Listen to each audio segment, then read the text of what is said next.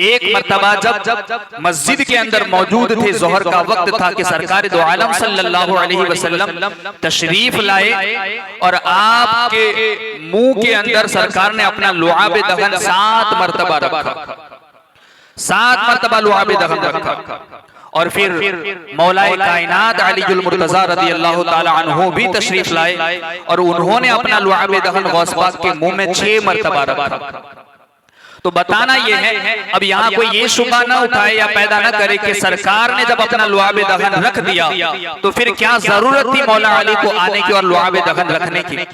तो ये इस वजह से है कि सरकार दो आलम सल्लल्लाहु ताला अलैहि वसल्लम ने मौलाए कायनात अलीजुल मुर्तजा रदियल्लाहु ताला अन्हु को जो जानिबे कमालात विलायत का मालिक बनाया है, यानी तमाम वलियों का सरदार जो बनाया है, विलायत आप ही के दर से तकसीम होनी है। तो जो फैज आपको देना था वो फैज देने के लिए मौला अली तशरीफ लाए थे।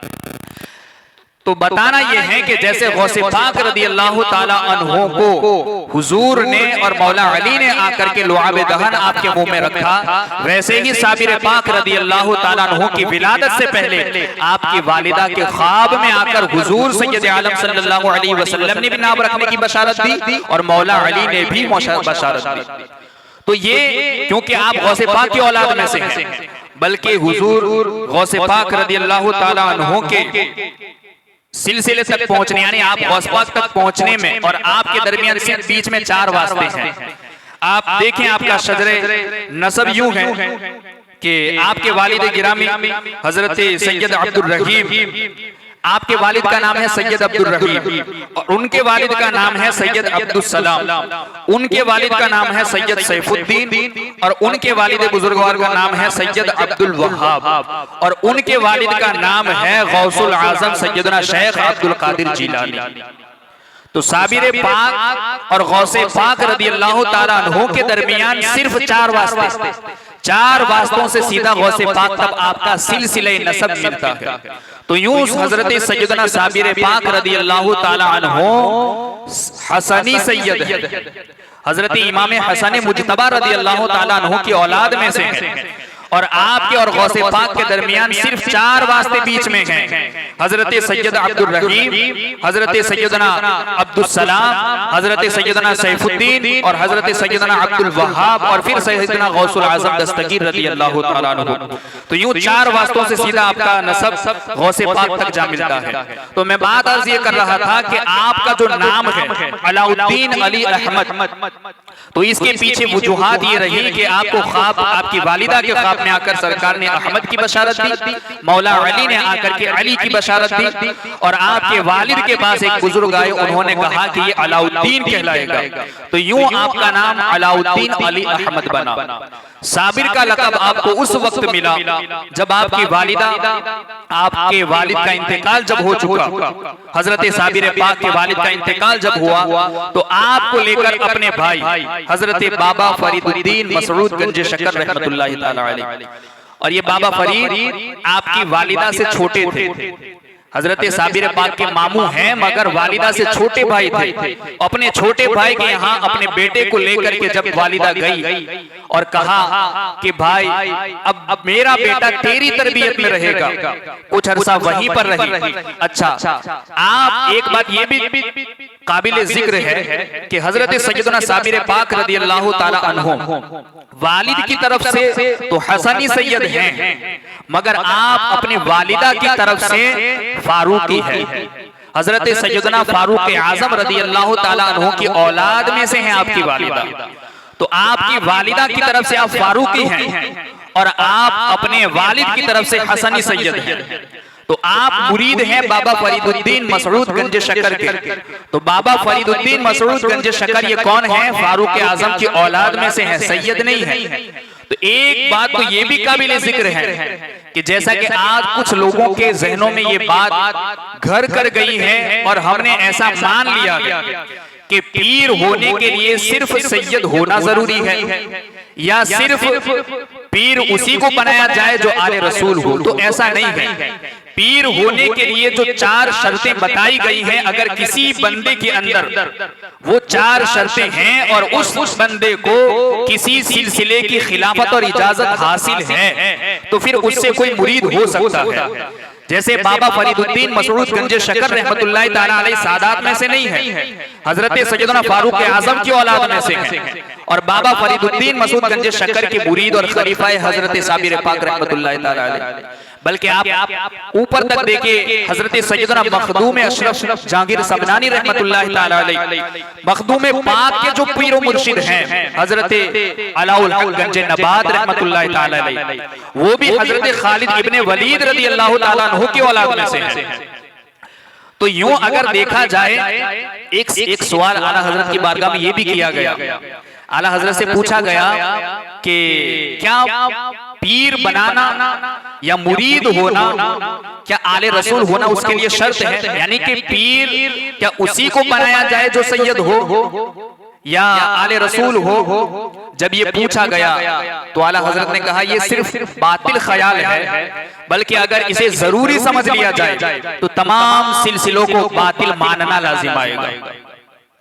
क्यों? पीर होने के लिए तो जो 4 शर्तें बताई गई कि वो सुन्नी सहीहुल अकीदा हो, वो इतना इल्म रखता हो कि खुद किताबों से जरूरत के मसाइल निकाल सके, तीसरी चीज कि उसका सिलसिला हुजूर तक मिलता हो, और चौथा कि वो फासी के मौलिद न हो। ये 4 चीजें जिस बंदे के अंदर है वो पीर बनने के काबिल है। मगर अगर ये 4 चीजें, आला हजरत फरमाते हैं, अगर ये 4 चीजें किसी सैयद में मौजूद हो तो ये नूरुन अला नूर है। अगर ये किसी आले रसूल में है तो ये नूरुन अला नूर है। मगर ये ख्यास बातिल है कि इसके लिए ये जरूरी समझ लिया जाए, ये तो बातिल है। अगर ये जरूरी समझ लिया जाए तो तमाम सिलसिले बातिल हो जाएंगे। क्यों?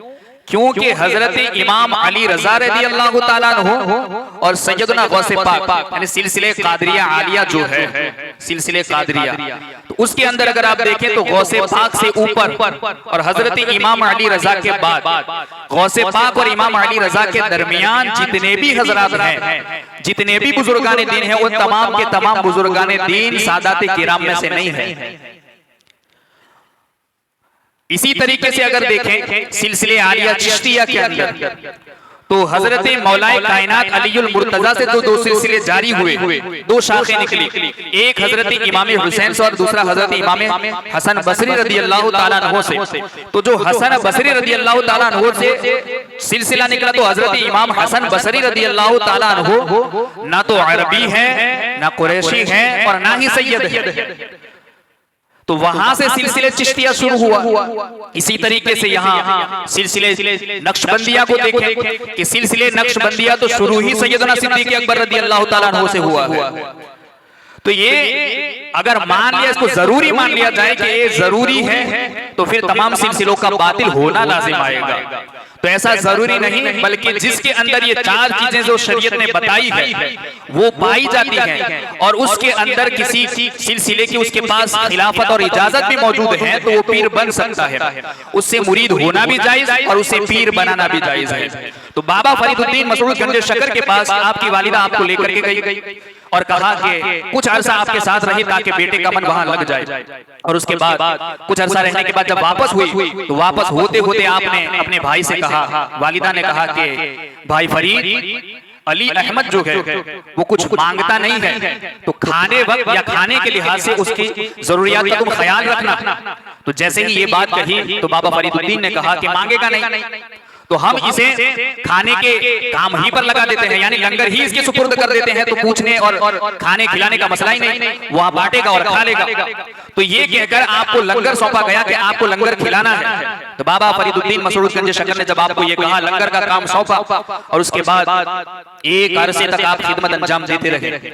मगर जैसे उनको देखा गया, बाबा फरीद ने देखा तो आपका जिस्म दिन ब दिन लागर और दुबला और पतला होता चला जा रहा था। तो पूछा, एक लंबे अरसे के बाद तकरीबन 12 साल भी लिखा गया एक रिवायत के मुताबिक। तो पूछा गया कि आखिर वजह क्या है, क्या तुम खाते पीते नहीं हो? तो कहा अपने सर को झुका करके, ना मैं खाता नहीं हूँ। तो कहा गया कि वजह क्या है? तो हजरत साबिर पाक रज़ियल्लाहु ताला अन्हु ने अर्ज किया कि मैं अपने मुर्शिद की इजाजत के बगैर एक दाना भी अपने हलक से नीचे नहीं उतार सकता, क्योंकि मुझे तो सिर्फ हुक्म दिया गया है कि खिलाना है, खाना है, ऐसा नहीं कहा गया। तो जिस वक्त से मुझे ये हुक्म दिया गया मैं सिर्फ खिलाता हूँ, एक दाना भी मैंने हलक से नीचे नहीं उतारा। तो इतने अरसे साल तक आपने अपना गुजारा कैसे किया? तो कहा कि मैं दिन भर तो रोजा से रहता हूँ, मगर जब शाम होती है तो शाम होते ही जंगलों की तरफ जाता हूँ और जंगलों में जंगली दरख्तों के कूपलों और पत्तों और फूल फल जो मिलता है उसे रोजा इफ्तार करता हूँ और अपना गुजारा कर लेता हूँ। ये है सब्र का मकाम, ये सब्र है, ये मुजाहिदे का एक लंबा अरसा था जिसकी वजह से साबिर पाक रज़ियल्लाहु ताला अन्हु को अल्लाह ने एक बहुत बड़ा मकाम अता फरमाया। ये मुजाहिदे का सिलसिला और मकाम और मर्तबा था। तो इस बात को सुनकर पीर मुर्शिद हजरत बाबा फरीदुद्दीन मसूद गंज शक्ल ने आपको सीने से लगा लिया और फौरन कहा कि बेटा तू तो साबिर है, आपको साबिर का लक़ब अता फरमाया। उसी वक्त से आप अलाउद्दीन अली अहमद साबिर के नाम से जाने लगे, आपको साबिर कहा जाने लगा।